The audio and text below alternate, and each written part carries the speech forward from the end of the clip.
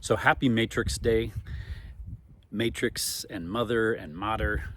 The Latin for matter is the root of mother. It's also the root of matter. It's also the root of matrix, and it just means womb. And I've been thinking a lot about matrices and the matrix we're in and the matrix we want to get out of. And it occurred to me that the parallel story of me being in my mother's womb gives me a lot of insight about the matrix that all of us are in here together. We're sharing a womb together, just like I shared a womb with my twin brother, right? So my twin brother and I, we were in our mother's womb for over 10 months, right? So that's a long time. Most births don't go that long, especially if you're twins. So my mother, she couldn't see her feet. She had a teacup that she could set on her belly. It was that big, and we each ended up being like 9 pounds, right? And we still hold the state record in the state of Oregon for the largest twins ever born. So I thank my mother for enduring that. And I also reflect on how we are in this matrix together. And it's a particular type of matrix. There are many different types of matrices, and there are matrices within matrices within matrices, just like we have dreams within dreams within dreams. And yet this particular matrix that we're in Earth, it's a specially constructed matrix. It's not as natural as matrices all over the rest of the galaxy and the universe. It's a black cube time matrix, right? And Gaia, or Sophia, the Earth, was interacting with the sun in a way that the sun was bearing down so intensely and hotly with all the coronal mass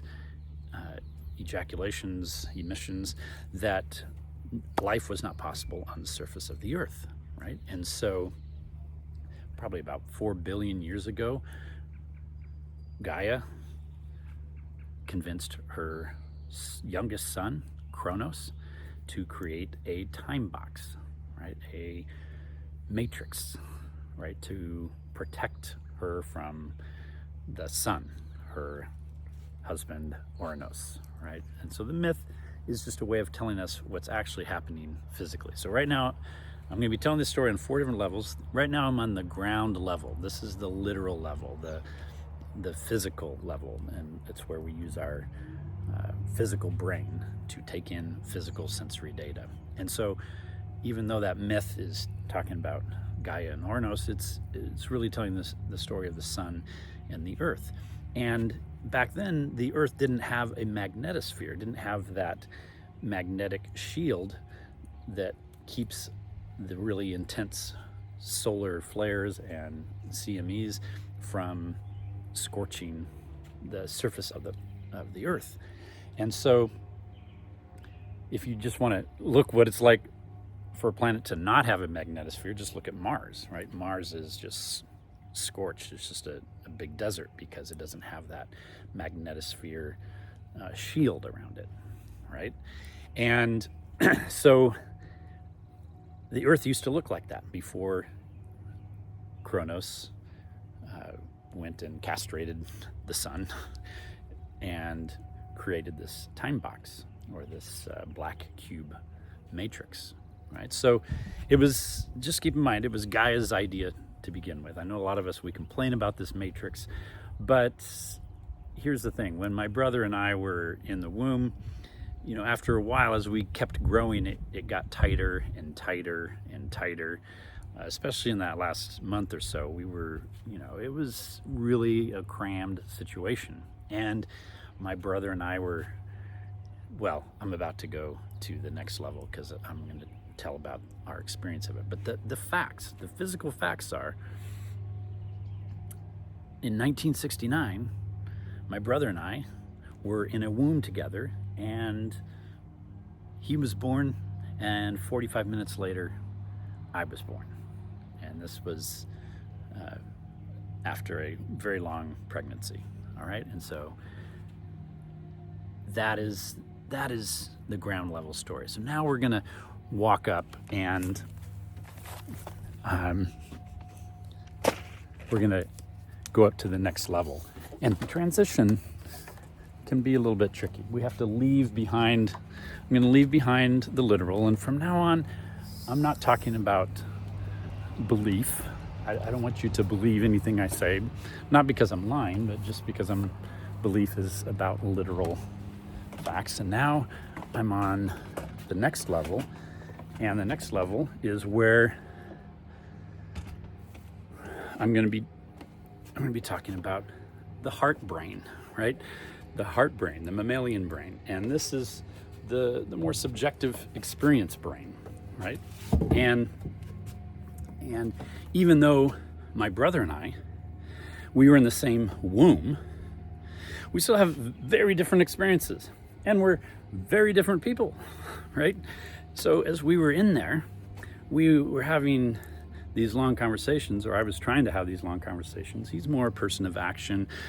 I'm more of a person of conversation and reflection, and so he got bored of the conversation and wanted to just do something about it. But nonetheless, it shows how at the subjective level, two people, two twins, can have almost identical situations, and the same mother, the same father, the same womb, born at the same time, and have very different experiences. In fact, those differences continued, and I became a philosophy professor at a university, and he became a firefighter and an EMT, driving ambulances around, going after adrenaline situations, and then he became a charge nurse at a emergency room. And so, and I spent a lot of time in libraries, and he spent a lot of time in football stadiums, and so, we were just went two very different paths, but yet we were in the same womb together, right? And the same thing is true of us on this earth right now.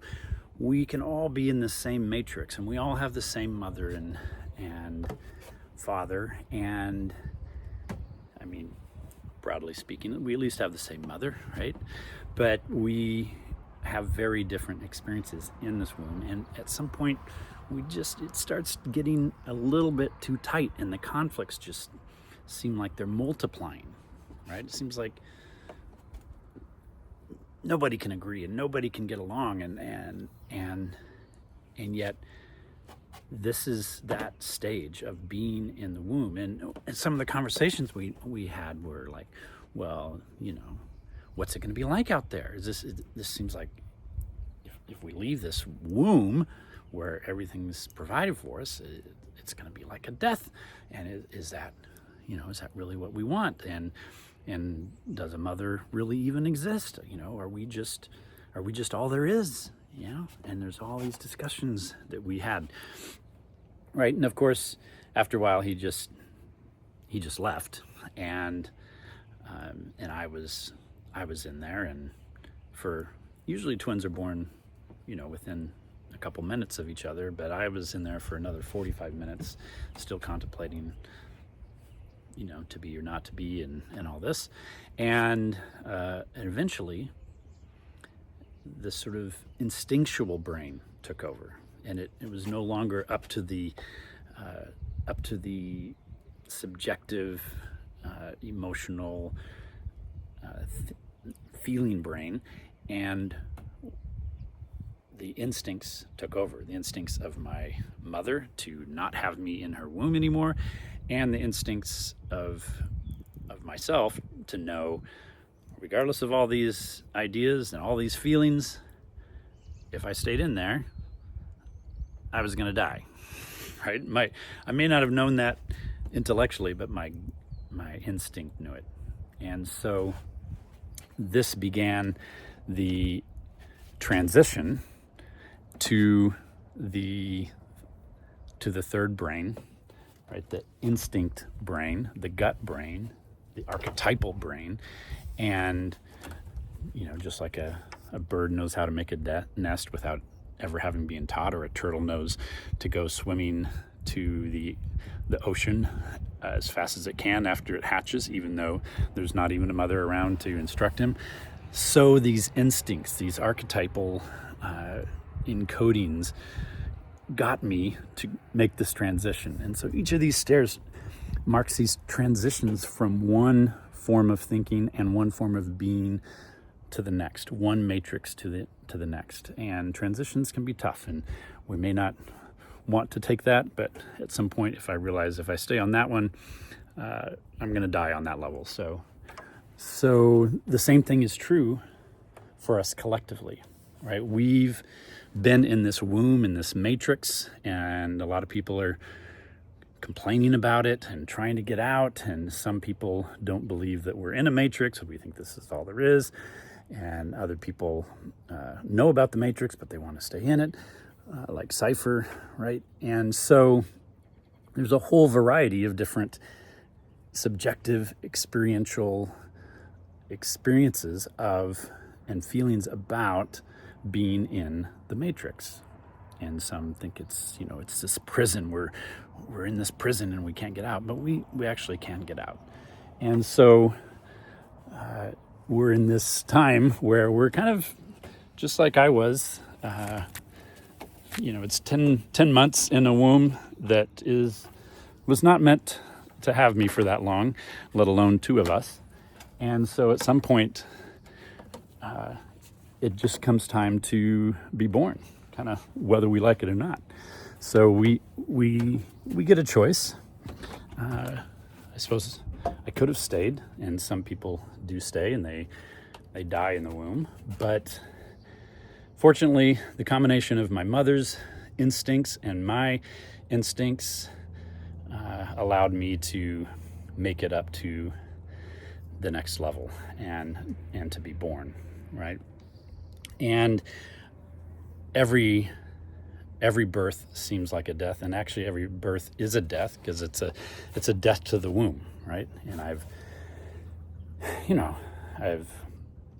not been in that womb, and I went into this bigger matrix, right? But it's still a matrix. It's another matrix, and now collectively, we're at this instinctual level where we can't really pretend that it's possible to stay anymore, right? We're at this moment in the galactic alignment, in the precessional cycle. It's called the stellar activation cycle, SAC, and at this moment of alignment that happens every 26,000 years or so, it's an opportunity where everything opens up and it's time for us to be born, right? And it's possible for us to be born. And if that had happened at another time and I wasn't yet developed, I would have been premature. And if I was too premature, then I wouldn't have survived, right? So there's always this debate about when to give birth.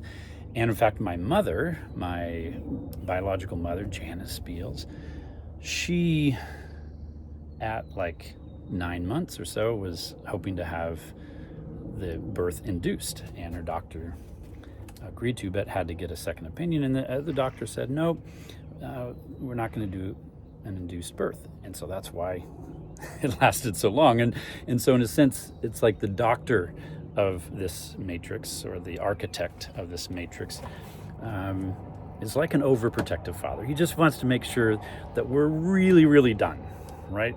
And some of us see him like the Demiurge, or Kronos, and the black cube Saturnian evil overbearing father, which that's understandable to see it that way. But from his perspective and from memories that I have of being a black cube matrix architect, I can understand that perspective as well. And so maybe in hindsight he was overprotective and waited too long. but perhaps it was out of ignorance, or perhaps it was out of well-intentioned but not very wise choice. Regardless, here we are. We're at this point of birth, and now we get to collectively make this choice. Like, are we going to let the instincts take over? Are we going to trust our gut and our archetypes, our archetypal knowledge that's deep within our DNA, that's deep within our collective soul? That part of us knows, and our conscious ego may not remember it yet, but we're in this point of remembering. And the more that we can remember, the easier the birth is going to be, right? Because it's not so much that there's a lot that we can do actively. It's not like it's all up to us. It's a sort of mutual effort, right? But we can make it a lot easier by not resisting and just going with the flow and embracing this transition, this death, so to speak, death from this womb into a birth of a bigger matrix, a much bigger matrix. And in fact, a 5D matrix, a matrix that then allows us to travel all around the universe, right? And then once we're out, we're going to realize what a very small matrix we were in. But another way of looking at it is to see this matrix as like the chrysalis or the cocoon for a butterfly or a moth, or even better yet, the exoskeleton of a dragonfly. And we've had all these different moltings. We've had 12 moltings, and this is our 13th molt. And this one is going to be different. We've had, with all these different ages and all these different stellar activation cycles, where we've evolved and we've like sort of reset, just like in the Matrix in the movie. You know, the architect says this is the 6th time, right? We've had these resets, and in a sense, a reset is a molting and an advancement and an evolution, and it seems painful. We lose the skin, and that skin that protected us is still a skin that is no longer a part of us. Once it's shed, it's left behind like a shell, right? Or like a snake's skin. We just came out of the year of the snake, year of the wood snake, and shedding that skin. And just like a snake leaves its skin behind, that first moment, those moments are vulnerable. The new skin is soft and vulnerable, and the eyes aren't, we have new eyes as well with each molting. And also we have new eyes with the dragonfly. And the dragonfly when it goes from this 12th to the 13th, or this final molting, it not only is getting a new skin, but it's getting wings this time. And not only is it getting wings this time, but it's getting 3 additional eyes, right? So each time it's molted, it's got these 2 big eyes, each with thousands of little tiny sort of eyeballs, and each time it molts, it gets more eyeballs. So from 1,000 to 2,000 to 3,000 to 50,000 to so we've got thousands. And so in a sense, we're all like different eyeballs. We're all seeing different things. But what miraculously happens at this last molting is that all those different eyes from one eyeball and all those thousands of eyes from the other eyeball get combined with 3 new eyes, one at the top of the head to know how it's going to be flying, and one on the side and the other on the other side to help manage the left and right sort of tilt, right? So when we were just swimming around as nymphs in the water, we didn't need those 3 eyes, but now we're getting 3 new eyes. We're opening that 3rd eye, right?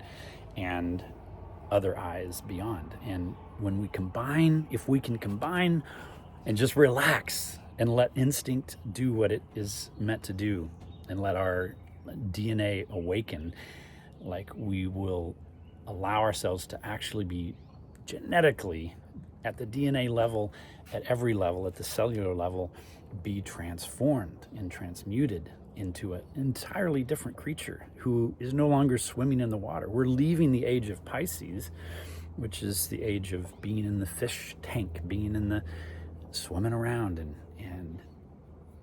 eating and interacting in the water. Now we're climbing up. We're climbing up just like I'm climbing up on this level, and start to feel those wings, and I'm gonna let the sun sort of activate me a little bit, dry off my wings.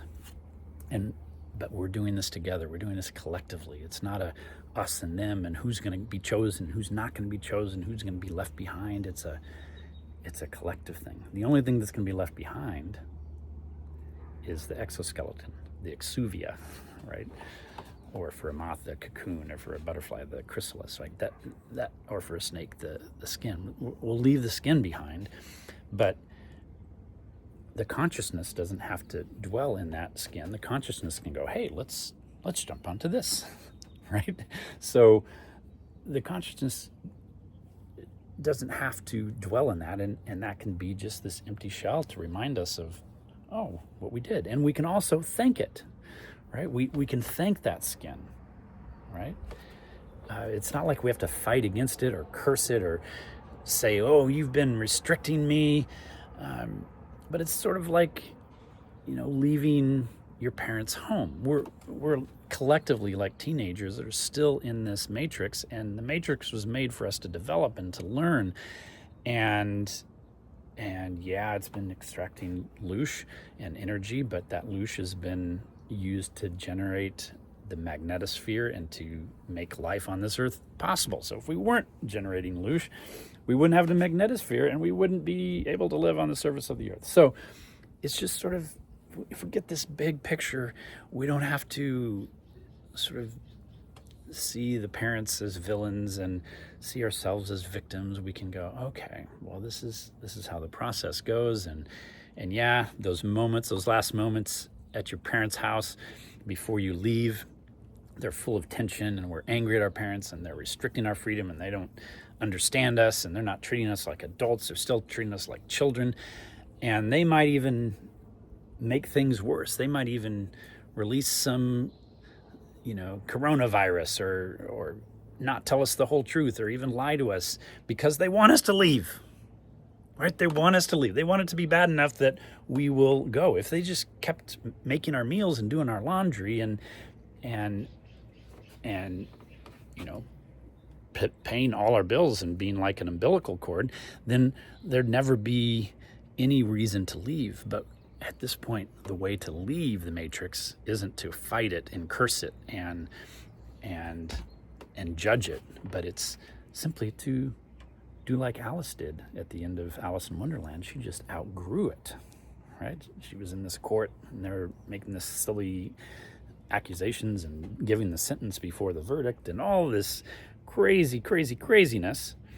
And eventually she just grew and she grew and she grew, and all of a sudden she realized it was a house of cards. So yeah, this matrix that has been, you could say, restraining us, or seems like a prison planet, it's actually been protecting us, allowing us to grow, allowing us to learn what it's like to be so restricted. And when we finally just get our wings going and we collectively just start flying, it's gonna seem like, okay, that was all worth it. And yet, just like in the Matrix, if the Neo thinks that he is the only one, and if everyone else thinks, he's the one that's gonna save us, right? That's the Messiah complex, and it doesn't go well for the Messiah, and it doesn't go well for everyone else, right? Because like Jesus came, he said, I came not to steal and to rob and to destroy and to kill. I came that you might have life and life abundantly. John 10:10. It's amazing. Like, just think about that.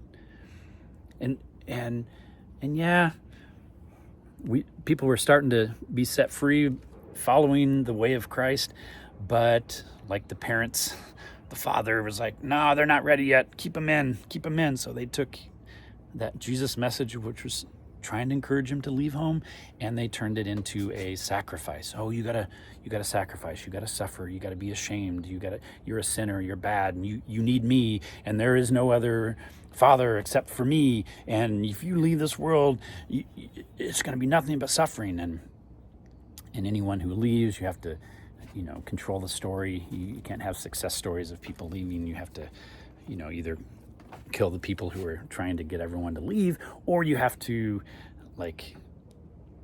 retroactively tell a story about them as heretics and evil people. But even the word heretic only means the true root of heretic just means going their own way. And that's what Jesus also told us. There comes a time when you leave your parents' house. And now is that time. So, yeah, I know there's a lot that we could complain about in this little tiny matrix. It's very cramped. It's very full of conflict. And, our parents may have even been poisoning our food and poisoning our water and, fucking up our laundry and making life miserable. But maybe at this point they're like, yeah, you know what? They're like 28, 29. Maybe it's time for them to leave home. Let's just encourage them to leave home. Let's do another virus. That'll get them to go. Okay? So this is the instinctual level, the gut brain. This is where we've just trust ourselves and allow those DNA to awaken, because if they were awakened earlier, we wouldn't have stayed in the home and we wouldn't have been as developed. And just like my twin brother and I, we collectively, since we've been so long, since we've stayed in this matrix, let's say maybe longer than is natural, we're going to be very healthy. And we're going to be very well developed, right? And my brother and I still hold the record for the largest twins ever born. Not that my mother enjoyed it, and she never did that again, and no one in the state of Oregon ever did that again. They decided not to let it go that long. Maybe that was too far, and we learned our lesson, but we're not going to curse our parents because of it, right? They're doing the best they could with the resources they had. The mothering and fathering and doctoring wisdom was not what it was. Was not what it is today. And so that doesn't mean we curse them. It's Mother's Day. It's Matrix Day. We say thank you. Thank you. As we exit and as we begin our ascent, we take flight. It's really that simple. And overthinking it is what is partly leading to the problem. Just like, I was in there for 45 minutes in the womb, much longer than I needed to be, and I came out as a blue baby. It was starting to be life-threatening at that point, and it also is starting to be life-threatening for us to stay in it any longer. So let's just, let go of the womb and let go of our judgments. Because where we're going into 5D, we don't need judgment. In fact, judgment doesn't exist out there, right? Judgment is, judgment is like being surrounded in water, right? But we're going to be breathing air. We're going from the age of Pisces, which is a water sign, and we've been swimming around like a bunch of fish in a big tank. And now we're going into an air sign. We are in the Aquarius age, which in Aquarius, he's the water bearer, but he's carrying the water. He's not swimming in it, right? He's aware of his unconscious. Just like fish aren't aware of the unconscious around them. The fish aren't aware of the water around them, just in the same way that most of us aren't aware of the unconscious that we're in. But the age of Aquarius, we're going to each have our own holy grail, our own holy cup. And we're not waiting for anyone to, to feed it through the umbilical cord and to give us that food and water and air and blood and everything through the umbilical cord. It's time to let go of the umbilical cord.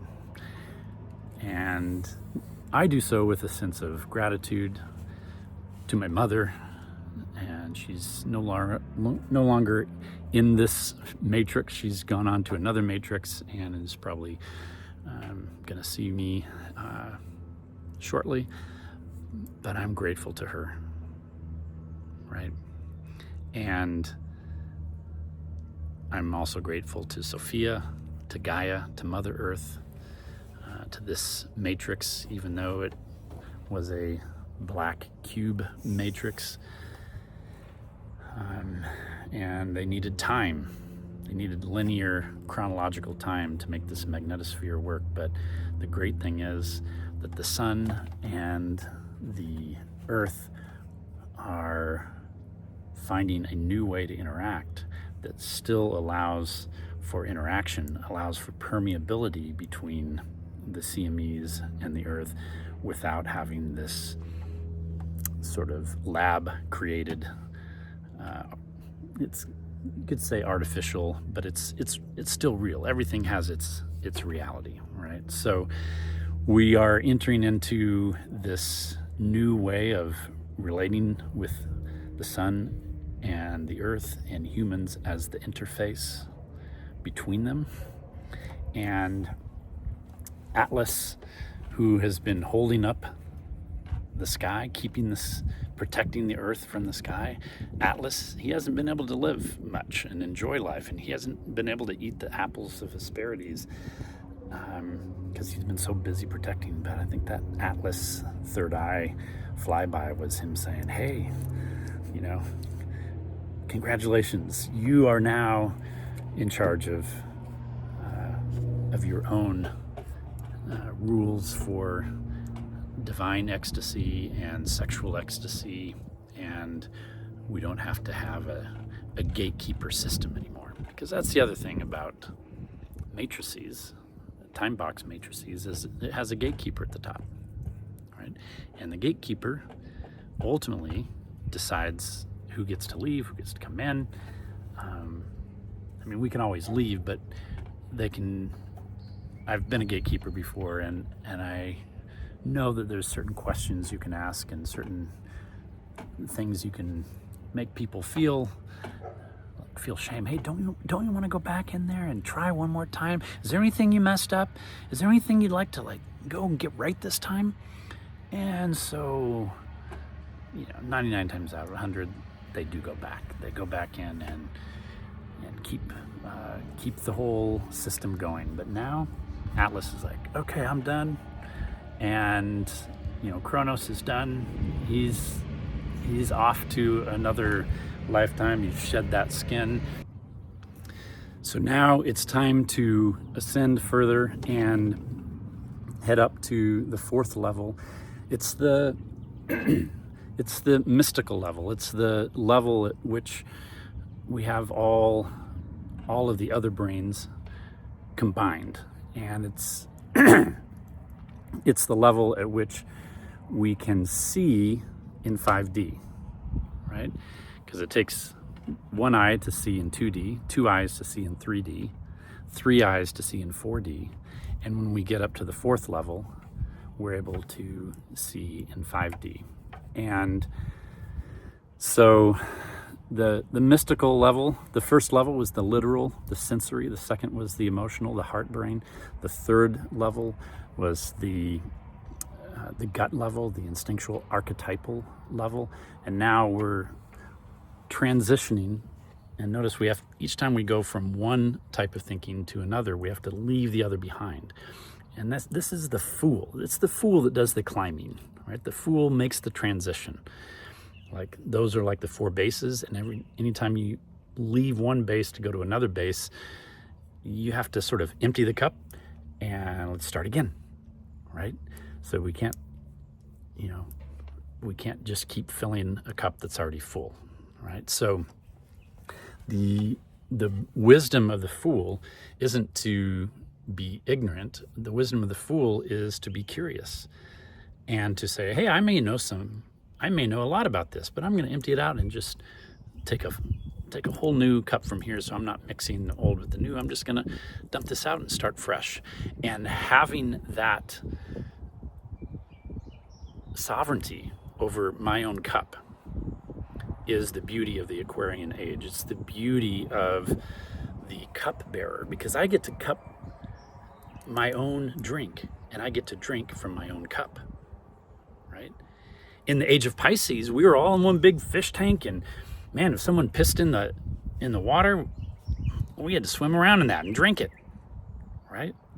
It's just this one big collective, and it's, our agency was centralized and our intelligence was centralized, and we had the centralized intelligence agency, and we had all these big institutions and agencies and industrialized forms of every area of our life. But this age we're moving into is going to be one of decentralized. We're all taking sovereignty. It doesn't mean we're all in isolation. We're doing it in community, but we're taking care of our health in a localized way. We're taking care of our food and our drink in a localized way. We're dealing with our economy in a localized way that doesn't require one central overarching gatekeeper, right? Being a gatekeeper is like being the new Messiah. Like every time an anomaly comes up and they can't be controlled by the Matrix, they're like, okay, congratulations, you became the anomaly, so now you get to be the new Messiah. But just like Neo, as soon as he became the one, like he enters into Zion, and all these people are like, oh, do this for me, would you heal my child, would you do this? And if there's only one Messiah, it's not enough to go around, right? So this age, and Jesus said this, when I come back, don't go looking out in the desert. If anyone says, oh, I'm the Messiah, I'm out here in the desert, or if anyone is in the inner room saying, I'm the Messiah, don't go there. I'm not gonna return that way. He's returning as a Christ Sophia consciousness, right? And Christ, if he just had to go around healing everybody and being the Messiah for everyone and saving everybody, he'd have no time to be with Trinity. Just like Neo, like they just got here, and instead of going in and making beautiful love, she went off, and she's like, oh, you do your work here, right? So the new age, it sucks to be the Messiah, and it sucks to have to rely on the Messiah, because the Christ Sophia consciousness is realizing that each of us is sovereign, each of us is divine, each of us is the I am that is the I am. We just need to remember it, and then remember how. So it doesn't mean we just get to do whatever the hell we want and forget about others. There are some natural laws to follow, right? And Jesus summed them up in just 2. But it sure beats like following thousands and thousands of laws of the Pharisees and the Puritans and the legalists and the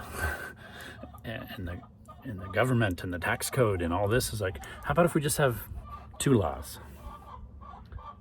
or 3 laws? Like, love the source with all your heart, soul, mind, and strength, and love yourself, and love others as you love yourself.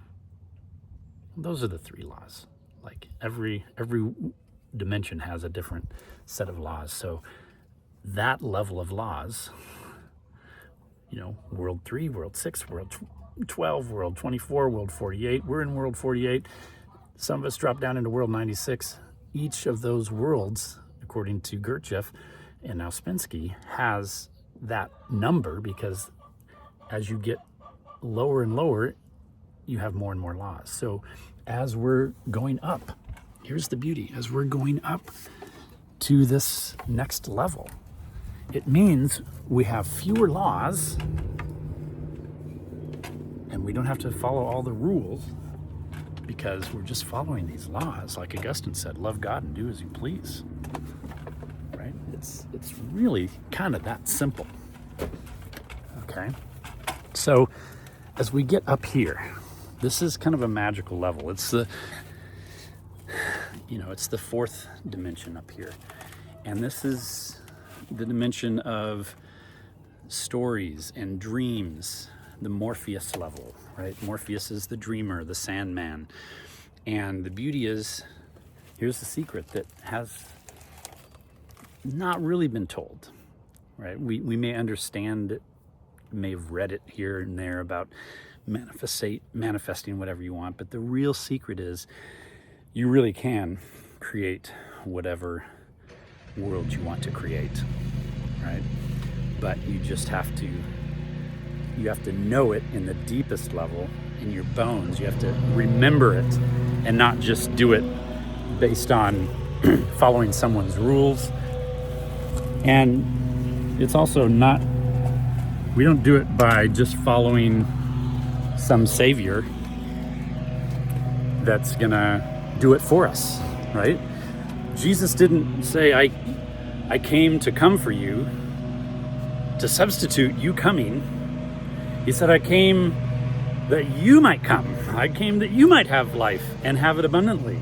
Not to take your energy, not to steal it, not to destroy you, not to kill you. Like, yeah, there are those that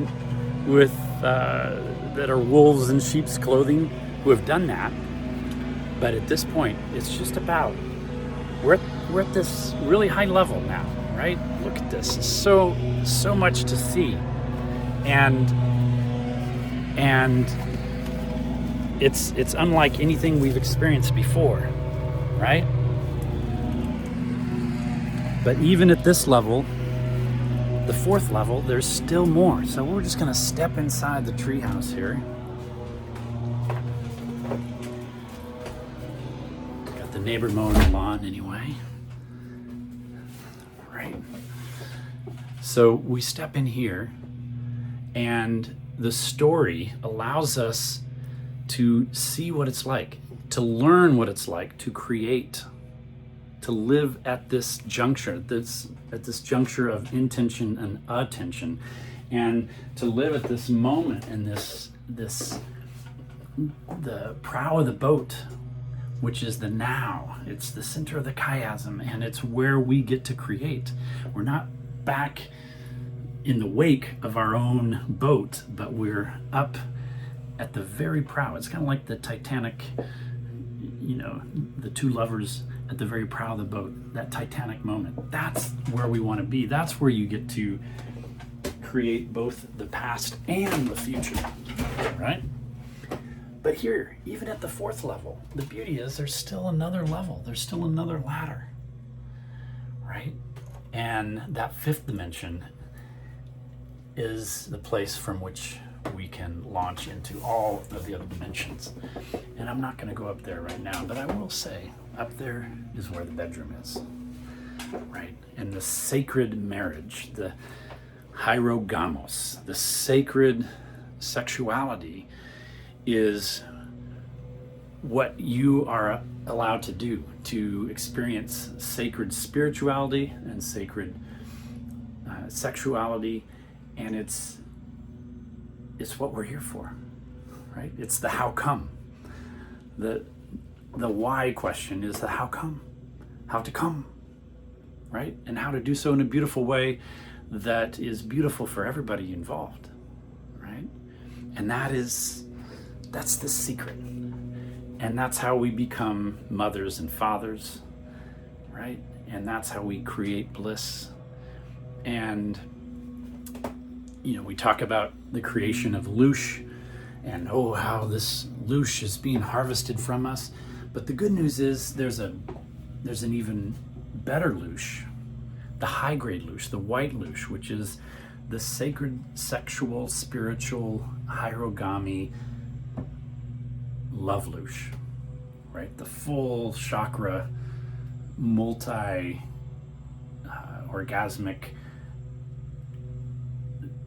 ecstatic ecstasy, getting out of the self. The thing about the black cube matrix is it goes on static electricity. Okay, we learned this from the CDC plates, from this ancient wisdom, right? It operates on static electricity, which is stasis, keeping things still, versus this new matrix that we're going to be in, which is like most of the rest of the universe, is dynamic.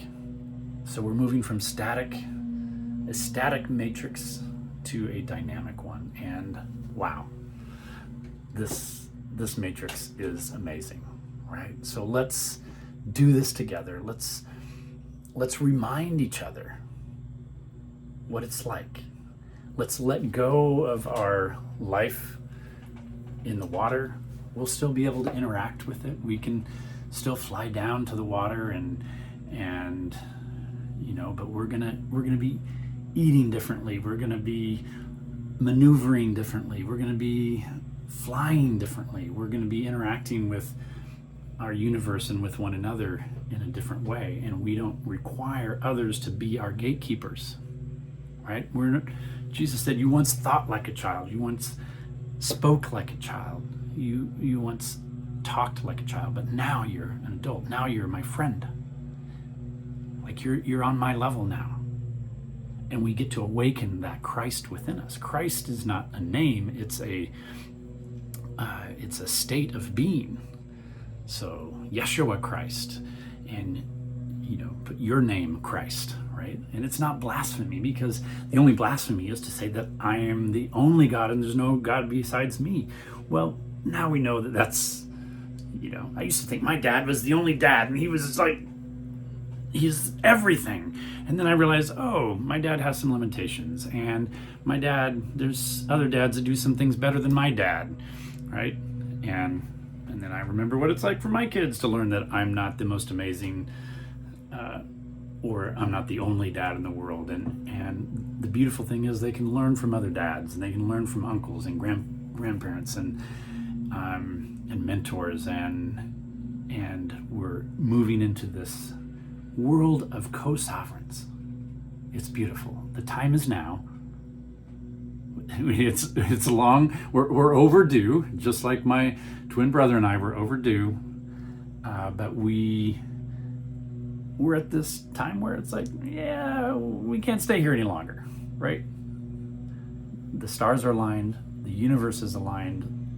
Everyone's here to watch and celebrate and join this huge party that we're all going to be a part of. And since we all realize that we're the one, I'm the center of my universe, you're the center of your universe, and we all are emanating from the source. We're all part of God. We're all different eyeballs of God, like reporting back to God on what's it like to be over on the right side of the eyeball, what's it like to be on the left side, what's it like to be on the upper part, what's it like to be looking down, right? And as we learn to work together and we're not fighting against each other, we're all part of the same, whether we're red or blue or up or down or left or right, or all the different colors of the rainbow. Each of us has our own color. Each of us has our own note. Each of us has our own song. And we just need to remember how to sing it and then share it in a way that's in rhythm and in harmony, where we're all singing our own song, but it's all part of Indra's net, and we're all singing together, and we're all reflecting. We're all dreaming and being dreamed. You're a part of my dream. I'm a part of your dream. And we don't have to dream everybody all at once. It's not the oppression of everyone, but just like the starlings, who they're aware of the 7 birds around them, and no one's leading the starlings when they're doing their murmuration. But we're learning to be like the starlings and realize that we're even at one with the starlings. So let's remember together. Let's dream together, and let's also be grateful to our mother, our matrix. Yeah, it's been rough, and the birth can be messy and a little bit painful, but wow, this is going to be quite an event. A whole planet being born and ascending and transforming all at once. Not just individuals, but a whole planet at once. This is one for the record books, folks. So let's smile, let's dance, let's sing, and let's enjoy it.